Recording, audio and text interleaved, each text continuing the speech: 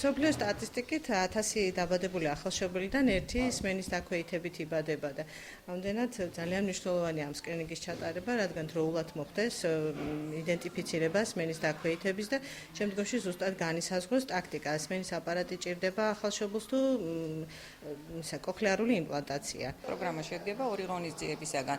ეს არის მეჯბარძაყის სახსრის სკრინინგი, თავისი ფიზიოთერაპიით, სამკურნალო მასაჟი და პლუს აუდიოლოგიური სკრინინგი.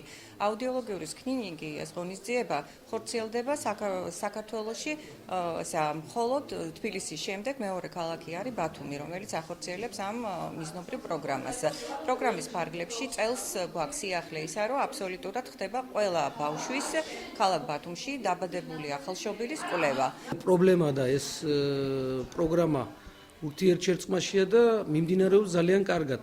ახალშობილი ბავშვების გამოკვლევა ხდება სმენასთან დაკავშირებული პრობლემების შესწავლა იმისათვის, რომ შემდგომში განხორციელდეს სწორი მეთოდით მკურნალობა. დაფინანსება საკმარისია და ჯერჯერობით პრობლემები არ შექმნია და თუ იქნება ესეთი სახის პრობლემები ჩვენ ცვლილებებს მივიღებთ ბიუჯეტში.